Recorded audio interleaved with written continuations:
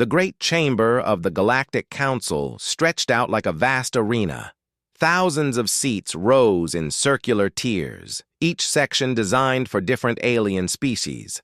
Some seats held floating gas clouds, others had crystal formations that sparkled with inner light. Water tanks housed aquatic beings, while heated platforms supported creatures that looked like living rocks. At the center of it all sat the human delegation. 3 people in simple dark suits looked tiny compared to the massive alien forms around them. Ambassador June sat perfectly straight, his hands folded on the metal table. His black hair was neat, his face calm. To his left, military advisor Tay watched the alien council members with sharp eyes. She had seen many battles, and this felt like one. On June's right, Chief Scientist Yeon quietly reviewed data on her tablet. Her fingers moved fast across the screen, checking facts and numbers. For 3 years, the humans had come to these meetings. For 3 years, they had tried to work with the Galactic Council. Each time, the aliens made new rules that hurt humanity. Each time, they took away more human freedoms. Council Prime Veltar rose from his crystal throne. The Nexari leader looked like a living diamond, tall and sharp. Light moved through his body in patterns that showed his mood. Right now, those patterns showed he was angry. "The human request is denied," Veltar said. His voice rang through the chamber like breaking glass. "Earth will surrender control of all defense systems to Council oversight. Human colonies will accept alien governors. This is final." Murmurs spread through the chamber. Some aliens clicked their approval. Others made sounds like grinding metal. The humans had asked for just one thing: the right to protect themselves. Now even that was being taken away. June stood up slowly. The chamber fell quiet. When humans stood up in council meetings, it usually meant trouble. "We came here 3 years ago," June said. His voice was not loud, but it carried to every corner of the huge room. "We came seeking friendship. We offered to share our knowledge. We wanted to be part of something bigger than ourselves." Veltar's crystal body flashed with impatient light. "Humans are useful servants, nothing more. You advance too quickly. You ask too many questions. You must be controlled." Tay's jaw tightened. She had fought in the colony wars before humans joined the council. She knew what it meant to be free, and what it cost to stay that way. "We offered partnership," June continued. "You offered chains."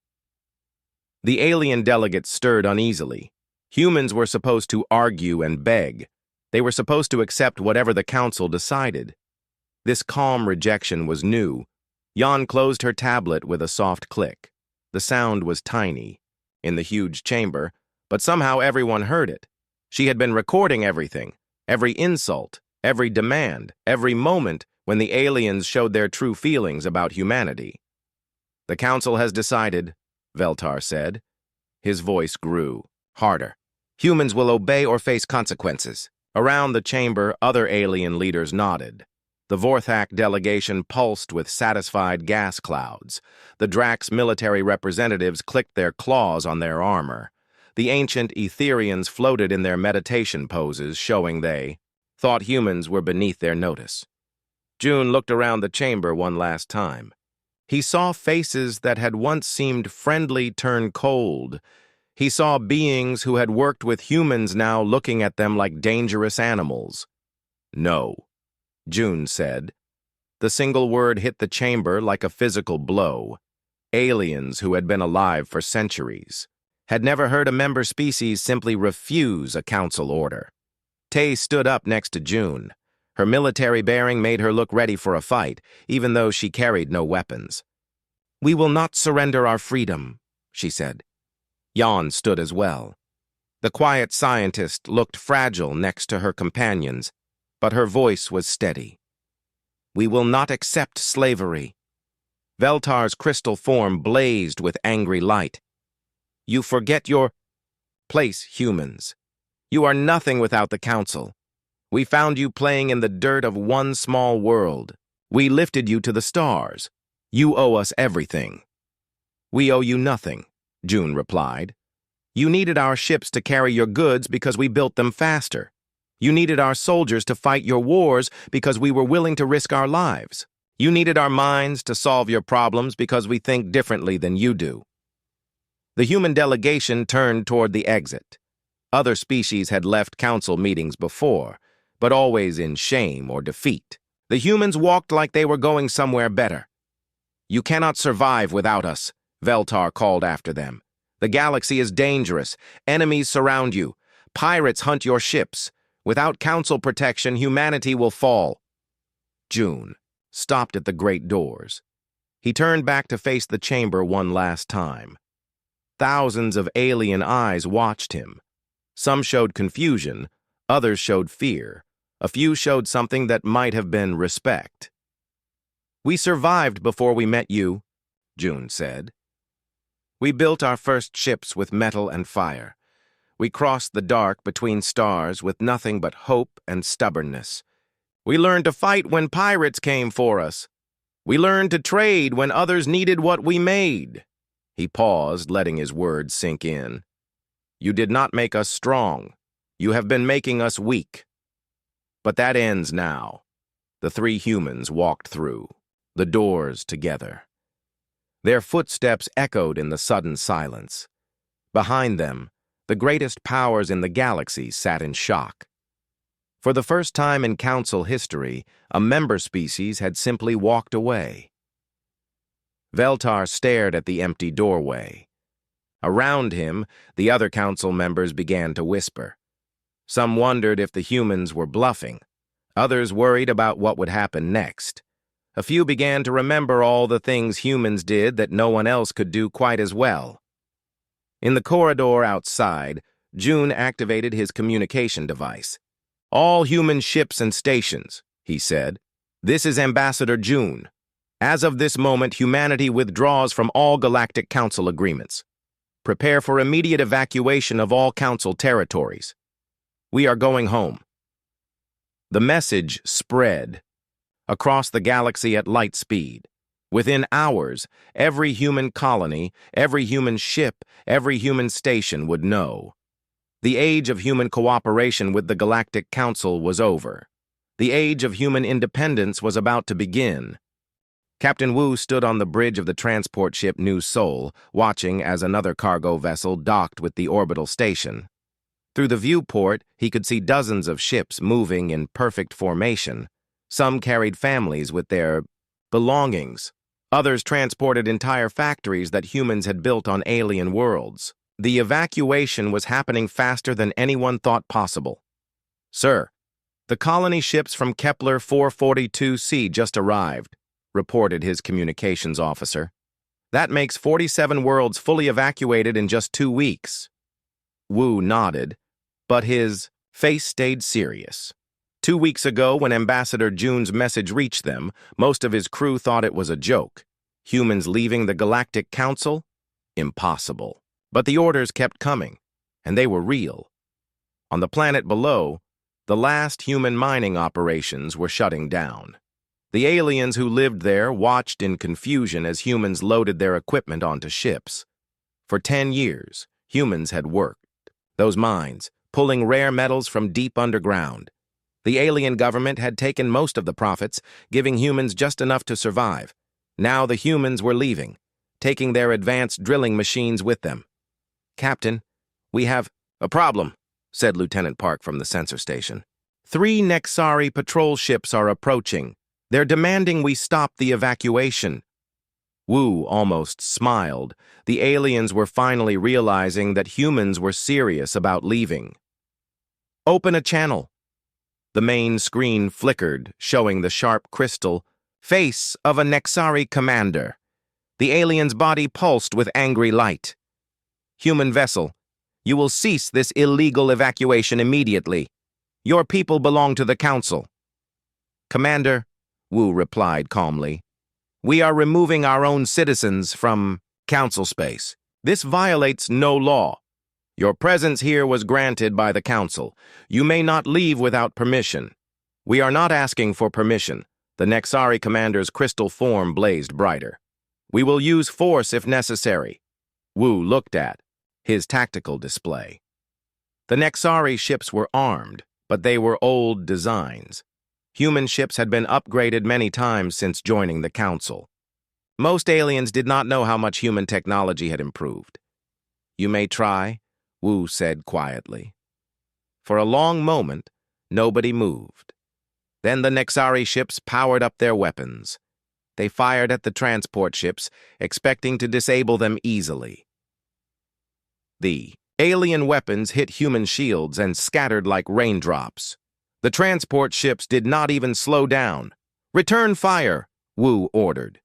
3 quick shots from the new Soul turned the Nexari patrol ships into floating debris. Wu felt no pleasure in the destruction, but he felt no guilt either. The aliens had fired first. Across the galaxy, similar scenes played out on dozens of worlds. Admiral Hay commanded the military evacuation from her flagship, the Busan. Her job was to protect the civilian ships as they left Council space. So far, she had fought off attacks from 5 different alien species. Admiral, intelligence reports that the Council is mobilizing their full fleet, reported her aide, Commander Yoon. How long until they can intercept our convoys? Hay asked. At least 3 days, ma'am, but there's something else. Our spy networks report that the aliens are panicking. They never expected us to actually leave. Hay studied the tactical display. Hundreds of human ships moved through space in organized groups. Each convoy had military escorts. Each route had been planned months in advance. The aliens thought humans were impulsive and chaotic, but this evacuation proved otherwise. On the industrial world of Proxima Centauri B, Engineer Doe was overseeing the most important part of the evacuation. His team was dismantling the quantum gates that allowed instant travel between star systems. Humans had built these gates, but they had shared the technology with the Council. Now they were taking it back. How much longer? Asked his assistant, Jin. 6 more hours, Doe replied, wiping sweat from his forehead. The quantum gates were incredibly complex. Taking them apart without destroying them required perfect precision. Around them, alien workers watched nervously. They had never paid attention to how the gates worked. Humans had always maintained them. Now those same humans were carefully removing every component. Sir, the local government is demanding we leave the gates in place, Jin reported. Du looked up from his work. Tell them they can buy the technology from us later, assuming they can afford it. The aliens had no idea how much they depended on human engineering. The quantum gates made interstellar trade possible. Without them, it would take months to travel between star systems instead of minutes. In the civilian areas of the colony, Sue was helping her neighbors pack their belongings. She had lived on this world for 8 years, ever since graduating from university. Her children had been born here. This place felt like home. Mama, why do we have to leave? Asked her 6-year-old. Daughter Min-Soo picked up Min and held her close. Because some people do not want to be friends with us anymore. So we are going to find better friends. Will we come back? Maybe someday, sweetheart, but not for a long time. Around them, other families were having similar conversations. Children did not understand politics, but they could feel the sadness of leaving home. Adults tried to explain without frightening their kids. The aliens on the world watched the human evacuation with growing worry. Humans ran most of the hospitals here. They operated the power plants that provided electricity. They maintained the water treatment facilities that kept the cities clean. As the humans left, essential services began to fail. We need to stop them, said the alien governor to his advisors. Without humans, our infrastructure will collapse. How? Asked his aide. They are leaving voluntarily. We cannot force them to stay. Offer them more money, better living conditions, whatever they want. But when the governor tried to negotiate, he found that humans were not interested in bargaining. They had made their decision. No amount of money or promises would change their minds. The Thrix intelligence operative watching from orbit sent urgent reports back to the council. The insectoid being had expected humans to leave slowly, taking years to organize such a massive movement. Instead, they moved with military precision. How did they prepare for this so quickly? The Thrix wondered aloud. The answer came from intercepted human communications. Humans had been planning for this possibility since joining the council. They had identified escape routes, stockpiled supplies, and prepared backup systems. While aliens debated and argued, humans had quietly gotten ready for the day they might need to leave. On the bridge of the New Sol, Captain Wu received the final reports. Every human colony had been evacuated. Every human ship was heading home. The largest migration in galactic history was almost complete. "Sir, we're receiving a message from Earth," reported the communications officer. "Put it through." The screen showed a familiar face. General Kim, head of Earth's Defense Forces. "Captain, welcome home. All evacuation ships are cleared for landing. Prepare for debriefing upon arrival." "Understood, General. ETA to Earth orbit is 18 hours. As the New Sol entered hyperspace, Wu looked back one last time at the alien star system they were leaving. Somewhere behind them, the aliens were finally realizing what they had lost. But that was their problem now. Humanity was going home. 6 months had passed since the humans walked out of the Galactic Council chamber. Council member Zeph floated in his atmospheric tank, studying reports that made his gaseous form ripple with worry. The Vorthak had always been good with numbers, and these numbers told a frightening story.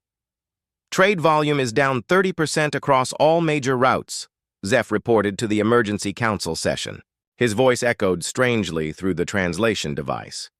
"Agricultural output has dropped by 40% on 17 worlds. Medical supply shortages are affecting over 100 systems." Around the chamber, alien representatives shifted, uncomfortably. When the humans left, most council members had felt relief. Humans asked too many questions, moved too fast, and challenged traditional ways of doing things. Good riddance, many had thought.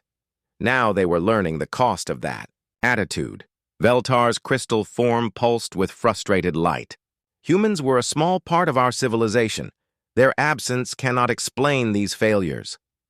"Can it not?" Zeph's form darkened. "Humans operated 60% of our cargo transport.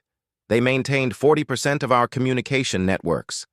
They developed 70% of our new medical treatments. We did not notice because they did their job so well." On the agricultural world of Kepler 442c, the reality of human absence hit hardest. Administrator Bryn stood in the middle of vast crop fields that should have been green with growing food. Instead, the plants were brown and dying. The soil on this world was poor. For 15 years, human scientists had developed special fertilizers that made farming possible. They had created irrigation systems that used water efficiently. They had bred new crop varieties that could grow in harsh conditions. When the humans left, they took their knowledge with them. The alien farmers tried to continue using human methods, but they did not understand the science behind them. Without proper care, the soil was becoming poisonous to plants. "Send another message to Earth," Bryn ordered his assistant. "Offer them twice the previous payment for agricultural support." "Sir, we have sent 47 messages. The humans do not respond." Bryn looked out at the dying fields. This world fed 12 other star systems. If the crops failed completely, billions of beings would go hungry. But human pride had a price, and that price was measured in empty stomachs. Meanwhile, on Earth, Dr. Nam walked through the greatest scientific laboratory in human history. With no council restrictions on research, human scientists were making discoveries every day. The laboratory stretched for kilometers underground, filled with Experiments that the aliens had called too dangerous or too advanced. "Show me the quantum results," Nam said to his assistant, researcher Kang. Kang pulled up holographic displays that showed impossible things becoming real. "We have achieved stable, faster-than-light communication. Point-to-point transport is working. On small objects. And the energy project?" He paused, excitement making his voice shake. "We have cracked zero-point energy extraction."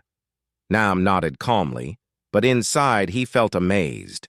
These were technologies that could reshape the galaxy. The Council had forbidden humans from researching them, claiming they were too dangerous for a young species.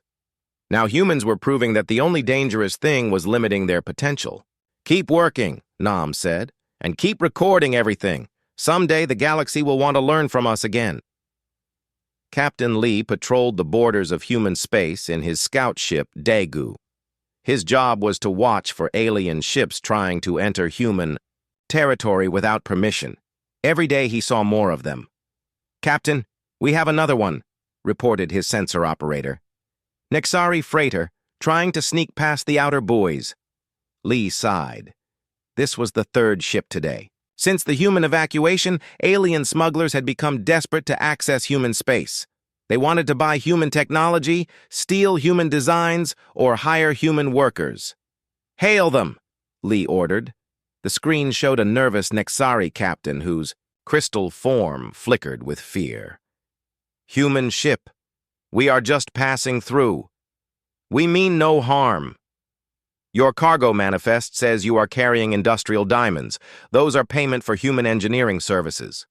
Who authorized this trade?" "The alien." Captain said nothing. "Turn around and leave human space," Lee said. "If we see you again, we will impound your ship." As the alien freighter retreated, Lee wondered how long this would continue. Every day brought new alien ships to the borders. Every day brought new attempts to buy what humans had to offer. But Earth's government had been clear.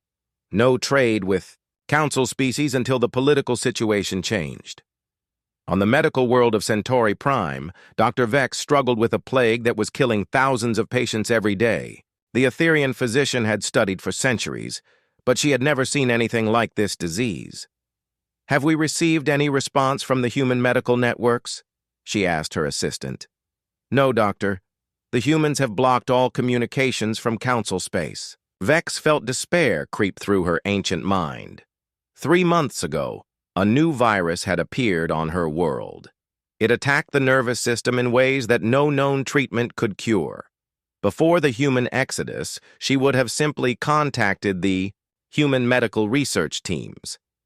They would have analyzed the virus and developed a cure within weeks. Human medicine was different from alien medicine. Where aliens relied on slow, careful treatments that took months to work, humans created fast, aggressive cures that saved lives immediately. They took risks that other species found frightening. But those risks often produced miracles. Now, with thousands dying every day, Vex would have welcomed human risks. Instead, she watched helplessly as the death count continued to rise. "Commander." Bin sat in the intelligence center deep beneath Earth's surface, monitoring alien communications across the galaxy. His teams intercepted thousands of messages every day. What they revealed was a council in chaos. "Sir, we are seeing system-wide failures in 14 sectors," reported Analyst O. "The Drax military cannot maintain their equipment without human technical support. The Corthani ecosystems are collapsing without human environmental management. Even the Etherians are reporting disruptions in their meditation networks." Bin studied the reports. The patterns were clear. Humans had been the Galactic Repair Service. When something broke, humans fixed it. When something needed improving, humans did the research. When something required quick action, humans stepped forward. The aliens had seen this as human weakness, always rushing to help, always taking on dangerous jobs that others avoided. Now they understood it was human strength. "Any requests for assistance?" Bin asked. "Hundreds every day. But per government orders, We are not responding. Bin nodded. The decision to ignore alien pleas for help was not cruel. It was educational. For too long, the galaxy had taken human contributions for granted. Now they were learning what life was like without human innovation, human medicine, human engineering, and human willingness to solve problems. Dr. Wan stood before cameras in the Earth Broadcasting Center, preparing to make an announcement that would reach every human colony. Behind her, screens showed the latest human achievements. Cities floating in the clouds of Venus, fusion reactors that produced unlimited clean energy, medical treatments that could regrow lost limbs.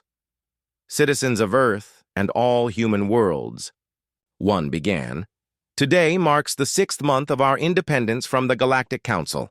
In this time, we have achieved more scientific progress than in the previous 10 years combined. She gestured to the displays. Free from alien restrictions, we have developed technologies that seemed impossible. Our ships now travel faster than ever before. Our medicine can cure diseases that once killed millions. Our energy systems can power entire star systems without pollution.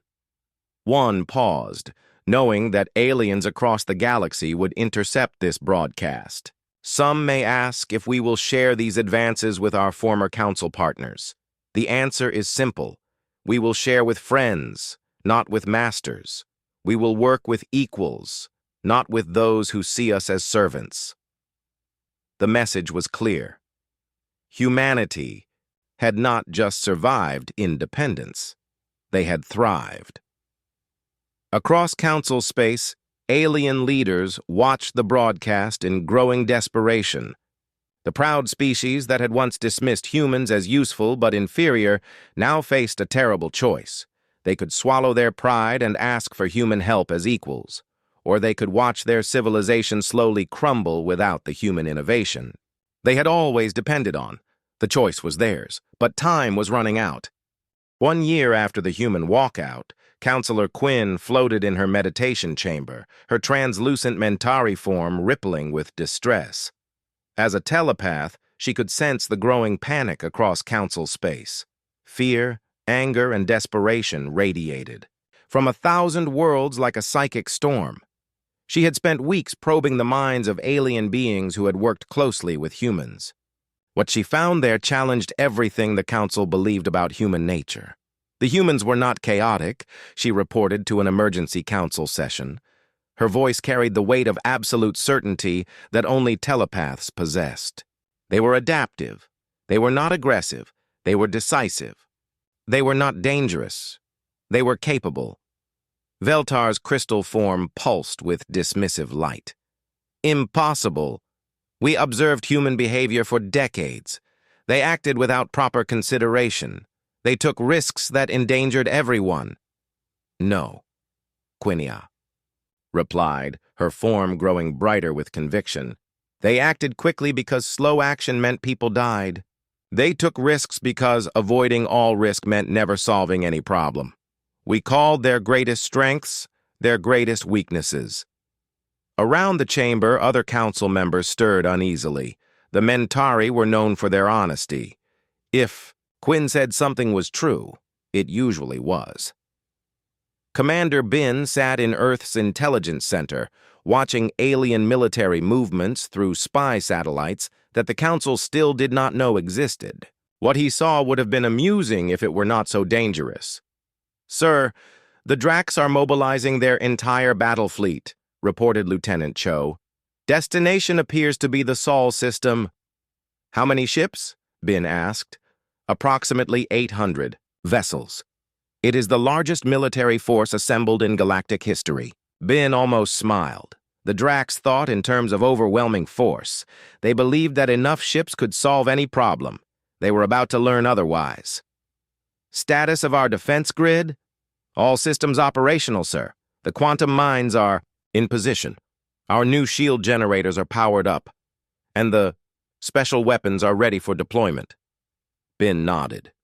During their year of isolation, humans had not just improved their technology, they had revolutionized it. The defensive systems protecting Earth and the human colonies would have seemed like magic to aliens who still relied on energy weapons and metal armor. General Corvin stood on the bridge of his flagship, staring at the tactical display that showed his vast fleet approaching human space. The Drax military commander had fought in dozens of wars across the galaxy. He had never lost a battle. "Sir, we are detecting some kind of energy barrier at the edge of the human system," reported his sensor. "Operator, analyze it." "Unknown configuration, sir. It appears to be everywhere, surrounding the entire star system like a bubble." Corvin frowned. Force fields were common in space warfare, but they usually protected single ships or small areas. A barrier around an entire star system should have been impossible. "Hail the humans," he ordered. The screen flickered, showing a young human woman in a simple uniform. Captain Lee looked tiny compared to Corvin's massive armored form, but she showed no fear. "General Corvin," Lee said calmly, "you are entering human space without permission. Please turn around. Human, you will surrender immediately or face destruction. We have 800 warships. I see them on my sensors. Very impressive. Unfortunately for you, we have 801 ways to stop them." Corvin's mandibles clicked with amusement. "You joke in the face of annihilation? Typical human foolishness. Would you like a demonstration?" Before Corvin could respond, something impossible happened. One of his ships simply vanished.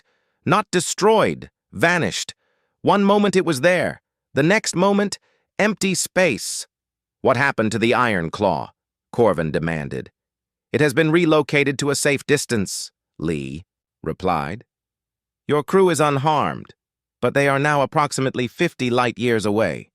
They should reach home in about 6 months. Corvin stared at the sensor display. The missing ship was nowhere to be found. No weapon he knew could make an entire warship disappear without a trace. "This is impossible," he whispered. "General, your people have been fighting the same way for thousands of years. Big ships, heavy armor, energy weapons, very traditional. Humans prefer to think outside the box." 3 more ships vanished. "I recommend you withdraw," Lee said pleasantly, "unless you want to spend the next few years walking home." On the plague-ravaged world of Centauri Prime, Dr. Vex watched her patients die while human medical broadcasts played on every screen. Earth's medical teams were announcing new cures every day, treatments for diseases that had puzzled alien doctors for centuries. "Dr. Vex," her assistant said urgently, "we have received an offer from the human black market. They claim to have a cure for the plague." Vex's ancient hearts began beating faster. "What do they want in exchange?" 50 million credits.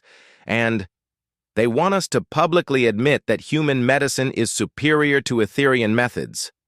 The price was enormous. The admission would destroy Vex's reputation and contradict centuries of Etherian medical tradition. But outside her window, she could see the funeral pyres that burned day and night. "Accept their terms," she said quietly. Within hours, a small, human ship landed at the medical center. The pilot looked barely old enough to be a doctor, but she carried equipment that seemed impossibly advanced. "Dr. Shin, Human Emergency Medical Team," the young woman introduced herself. "I understand. You have a plague problem. Can you really cure it?" Vex asked desperately. Dr. Shin smiled. "Give me 4 hours." The human doctor worked with an efficiency that amazed Vex. She analyzed the virus, modified its genetic structure, and synthesized a cure using techniques that Etherian medicine considered theoretical. When she finished, she handed Vex a vial of clear liquid. "Inject 0.1 milliliters per patient. The cure will take effect within minutes." Vex stared at the vial. "How is this possible? Our best scientists have worked for months without success." "Different approach," Shin replied. "You tried to understand the virus completely before acting. We analyzed what we needed to know and acted immediately. Both methods work, but ours is faster." As Vex administered the cure, she watched centuries-old medical assumptions crumble. Patients who had been dying rose from their beds, completely healed. The plague that had killed thousands was gone in a matter of hours. Back on Earth, Dr. Nam stood in his laboratory, reviewing reports of alien requests for human assistance. The numbers were staggering. "Sir, we now have over 10,000 formal requests for medical aid," reported researcher Kang. 5,000 requests for agricultural assistance, 3,000 requests for engineering support. The aliens are offering anything we want. "What are they offering?" Nam asked. "Territory, resources, technology. Some species are offering to become human protectorates. The Nexari have offered to surrender 3 star systems in exchange for infrastructure repairs."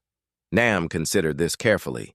The offers represented wealth beyond imagination. Entire worlds were being offered for human expertise. But Earth's government had been clear about their priorities. "Send the standard response," Nam said. "We will provide assistance to any species that renounces council membership and agrees to our partnership terms." "Sir, only 12 species have agreed so far." "Then we help 12 species. The others can continue to struggle until they decide what matters more, their pride or their survival." Counselor Quinn received another telepathic report from her agents across the galaxy. The news was worse every day. "The Corthani homeworld is uninhabitable," she announced to the Emergency Council session. "Their ecological balance has collapsed without human environmental management. The Drax military cannot maintain their fleet without human technical support. Even our communication networks are failing." "How many systems have declared independence from the Council?" asked Veltar. 47 as of this morning. They are all applying for human partnership agreements." The council chamber fell silent. Nearly 50 worlds had abandoned the galactic government that had ruled for millennia. They were choosing human friendship over council membership. "We cannot continue like this," said the Vorthak representative, his gas form rippling with anxiety. "Our civilization is collapsing." "Then what do you suggest?" Veltar demanded. The chamber was quiet for a long moment. Finally, Quinn spoke the words that everyone was thinking, but no one wanted to say. "We contact the humans. We ask them to return." "Never!" Veltar's crystal form blazed with pride. "We do not beg." "Then we die," Quinn replied simply. "Because without human innovation, human medicine, human engineering, and human willingness to take risks, our civilization cannot survive." Around the chamber, alien representatives faced the hardest choice in galactic history. They could swallow their pride and ask for human help as equals, or they could watch everything they had built crumble into dust. The age of council supremacy was over. The question now was whether the age of galactic cooperation could begin. 2 years after the historic walkout, Ambassador June stood on the observation deck of the neutral space station, New Horizon. The station itself was a marvel of human engineering, built in just 6 months using technologies that had seemed impossible when humans were part of the council. Through the massive windows, June could see alien ships arriving from across the galaxy. They came not as conquerors or rulers, but as desperate supplicants seeking human aid. The proud species that had once dismissed humanity as useful servants now waited for permission to speak with human representatives. "Sir, the delegates are ready," announced his aide, Diplomatic Officer Park. June nodded and walked toward the conference room. Unlike the Grand Council chamber where aliens had once passed judgment on humanity, this room was designed for equals. Circular tables, comfortable chairs, and open spaces that allowed different species to interact naturally. The first to arrive was Velnox, the new leader of the Nexari. Unlike her predecessor Veltar, her crystal form pulsed with humble, subdued light. Behind her came representatives from dozens of species: Vorthak, Drax, Corthani, Etherians, and many others. "Ambassador June," Velnox said, her voice carrying none of the arrogance that had characterized Nexari leadership for centuries. Thank you for agreeing to these talks. Counselor Velnox, June replied formally. Before we begin, I want to be clear about something. We are not here to rejoin the Galactic Council. We are here to discuss the formation of something entirely new. Murmurs spread through the alien delegates. Many had hoped that humanity would simply return to the old system, solving their problems while accepting inferior status. What do you propose? Asked the Vorthak representative, his gaseous form rippling with nervous energy. June activated a holographic display that showed a new kind of galactic organization. The Galactic Partnership. No Supreme Council, no member species and subject species, just allies working together as equals. The alien delegates studied the proposal with growing amazement. The human plan eliminated the hierarchical structure that had governed the galaxy for millennia.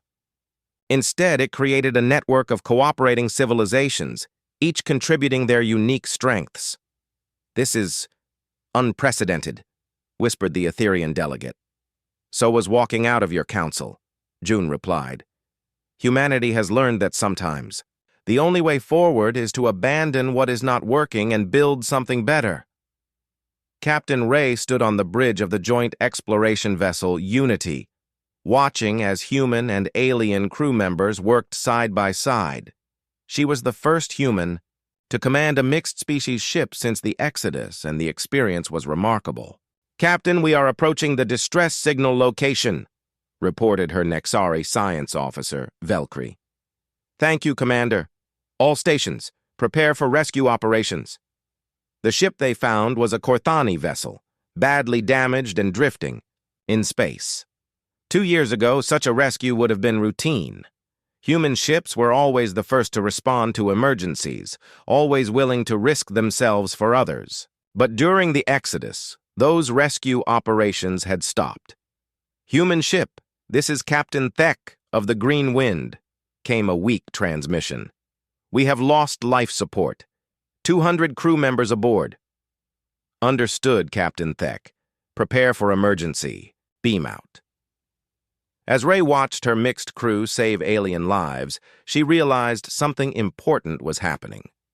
This was not humans doing charity work for ungrateful aliens. This was allies helping allies, equals supporting equals.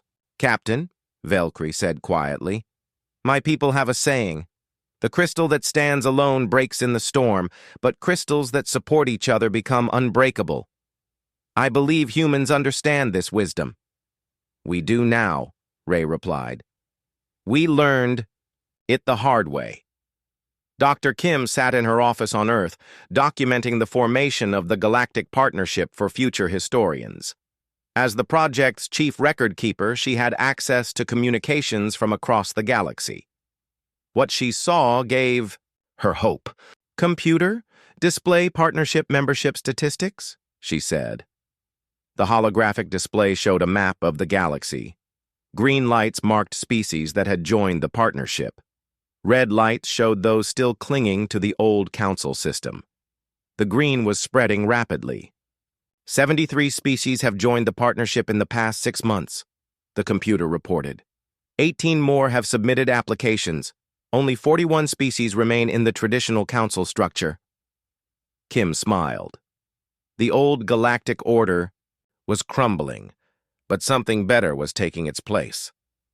The partnership offered something the council never had: true equality and mutual respect. Computer, show me the latest cooperation reports. New data appeared, showing joint projects between human and alien teams, medical research combining human innovation with alien wisdom, engineering projects that merged human efficiency with alien durability, agricultural programs that used human soil science with alien plant genetics. Fascinating, Kim murmured. When humans were forced to be junior partners, we could not reach our full potential. When we became equals, everyone. Benefits. On the former council world of Nexus Prime, the last meeting of the traditional Galactic Council was taking place. Only 23 species remained in the old system, and their representatives looked defeated. The humans have destroyed everything. "We built," complained the remaining Nexari leadership. "No," said Counselor Quinn, her Mentari form glowing with resigned wisdom. "We destroyed ourselves through arrogance and fear. The humans simply showed us the consequences of our choices." "What do we do now?" asked a Drax representative.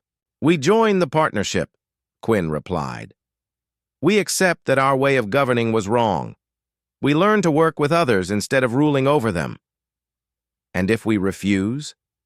Quinn gestured toward the empty seats that had once held dozens of alien delegates. "Then we become irrelevant. The galaxy is moving forward with or without us." Back on the station New Horizon, Ambassador June was concluding the most important negotiations in galactic history. The formal treaty establishing the Galactic Partnership lay before him ready for signing. "This document changes everything," he announced to the assembled delegates. "No more rulers and subjects. No more senior and junior partners. We move forward as equals, or we do not move forward at all." One by one, the alien representatives signed the treaty. Some did so eagerly, excited by the possibilities of true cooperation. Others signed reluctantly, knowing they had no choice if they wanted to survive in the new galactic order. When the last signature was added, June stood and addressed the assembly. 2 years ago, humanity walked away from a system that did not value our contributions. Today we begin building a system that values everyone's contributions. The age of the Galactic Council is over. The age of the Galactic Partnership begins now. 6 months later, Researcher 1 stood in the observation lounge of the first integrated colony world, watching human and alien children play together in the artificial gravity fields. The kids did not care about species differences or historical grievances. They just wanted to have fun together. "Ms. 1, a young voice interrupted her thoughts. She turned to see a human girl, maybe 8 years old, holding hands with a small Nexari child whose crystal form sparkled with happiness. "Yes, dear? My friend Crix wants to know if humans really left the galaxy, because the aliens were mean to us." One smiled and knelt down to the children's level. "Not exactly, sweetheart. We left because we wanted to be treated as friends, not servants. Sometimes you have to walk away from people who do not appreciate you so they can learn to appreciate you properly." "And now we are all friends?" asked Crix, her young crystal form pulsing with curiosity. "Now we are all friends," One confirmed. As the children ran off to continue playing, One reflected on how much had changed. The galaxy that had once been ruled by fear and hierarchy was becoming a place of cooperation and mutual respect. Species that had barely tolerated each other were now working together on projects that benefited everyone. The human walkout had been painful for everyone involved, but sometimes pain was necessary for growth. Outside the observation windows, ships from dozens of species moved through space in perfect coordination. Human vessels worked alongside Nexari crystal ships, Vorthak gas haulers, and Drax warships converted to peaceful purposes. The galaxy had learned an important lesson. Diversity was not something to be controlled or feared. It was something to be celebrated and nurtured, and at the center of it all, humanity had found its place, not as rulers or servants, but as partners in building something greater than any single species could achieve alone. The age of human independence had ended, the age of galactic cooperation had begun, and the future looked brighter than ever before.